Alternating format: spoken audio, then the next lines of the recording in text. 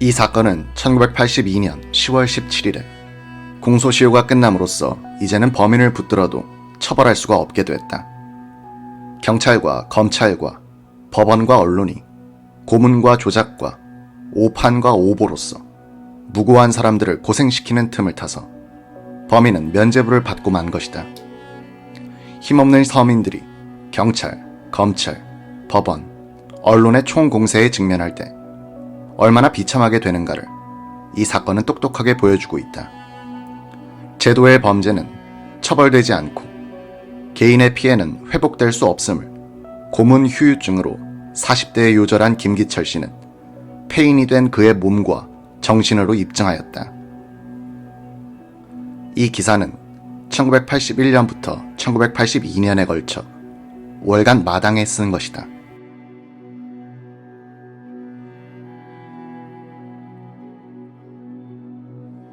하나의 신하가 있었다. 형사, 검사, 판사, 변호사, 그리고 사회부 기자들 세계에선 이미 전설처럼 돼버린 사건이 있었다.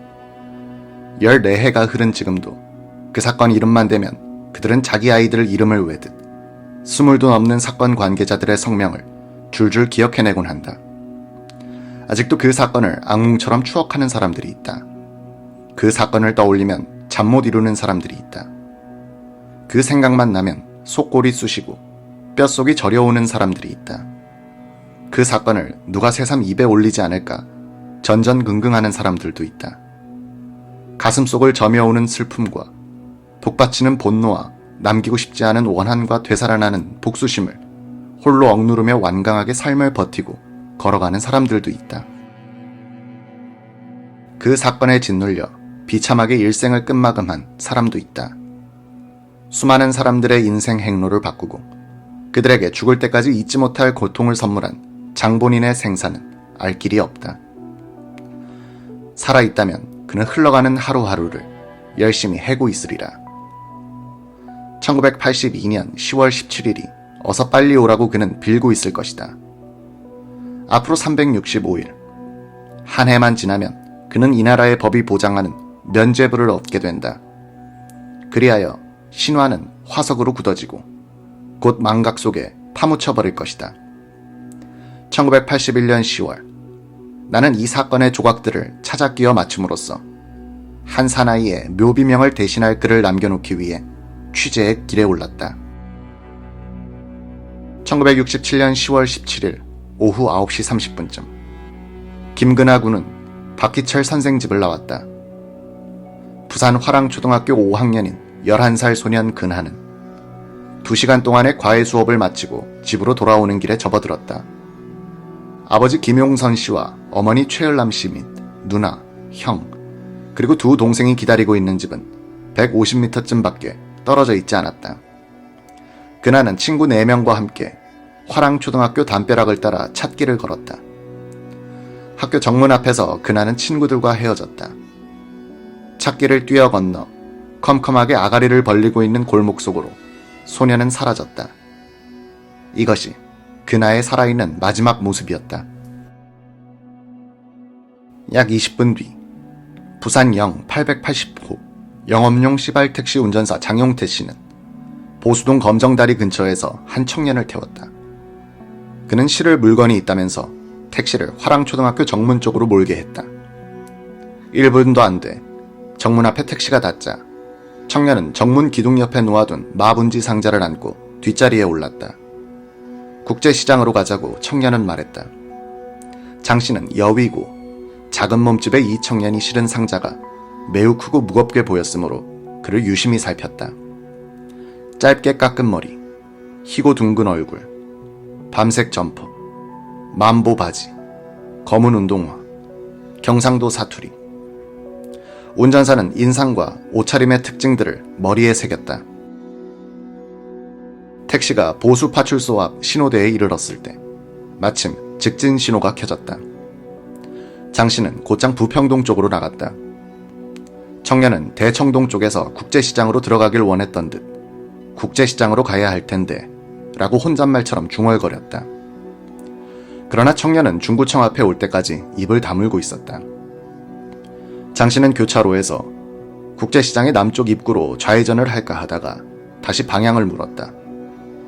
자갈치 시장으로 갑시다. 거긴 들어갈 수가 없는데요. 그러면 남포동 멸치도가로 갑시다. 운전사는 천사당 양과점까지 와서 남포동 해안 쪽으로 우회전을 하려고 했으나 버스가 입구를 막고 있었다. 청년은 다시 시청 뒤 해안통으로 가자고 했다. 장 씨는 바다 쪽만 찾는 청년에게 버럭 의심이 가기 시작했다. 그는 택시를 시청 뒤 대동 여인숙 앞에 세웠다. 요금 140원을 건네준 청년은 상자를 안고 내리더니 영도 다리 쪽으로 걸어갔다. 밀수품이다. 장 씨는 그렇게 생각했다. 차를 돌려 나오면서 시청 정문 옆에 붙은 광복 파출소에 신고했다. 근무하고 있던 101채 순경은 파출소 급사 주병규 군을 먼저 그곳으로 보냈다. 어떻게 나왔나? 경남제빙 앞 해안통에 상자를 내려두고 서 있던 청년이 다가오는 주군에게 먼저 말을 걸었다. 바람 쐬러 나왔습니다. 재미 보러 왔어? 연애하나? 괴 청년은 거듭 농을 걸었다. 마음을 놓은 주군은 쪼그리고 앉으며 상자에 손을 댔다. 저리 비켜. 갑자기 청년은 화를 벌컥 냈다. 백순경이 현장에 나타난 것은 이때였다. 이게 뭐요? 책입니다. 청년은 정복 경관 앞에서 한풀 꺾인 듯 공손하게, 그러나 불안하게 대답했다. 101채 순경은 상자를 풀려고 허리를 굽혔다. 이것이 실수였다. 청년이 후다닥 뛰어 달아나기 시작한 것이다. 사람을 먼저 붙들어 두고 상자를 조사했어야 했는데 백순경은 물건에 먼저 손대었다가 청년을 놓친 것이었다. 백순경은 청년을 뒤쫓았다. 청년은 진주식당 앞을 지나 찻길을 뛰어넘어 천사당 양과점 앞으로 해서 남포동 해안통의 어둠 속으로 달아나고 말았다. 이것이 범인의 마지막 모습이었다.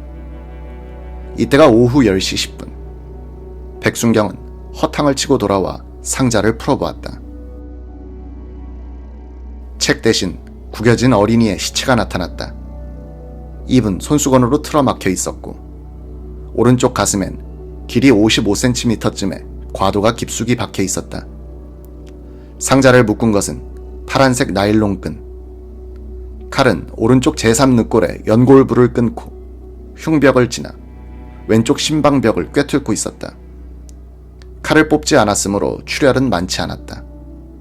부산대학교 병리학교실 이선경 교수의 부검에 의해 직접 사인은 흉곽내 출혈로 밝혀졌다. 범인은 단 한 번 칼질로 그 소년의 목숨을 끊은 것이었다. 경찰은 이날 밤 소년의 신원을 김군화 군으로 밝혀내고 수사본부를 사건 발생지 관할서인 서부경찰서 동대신동 파출소에 설치했다.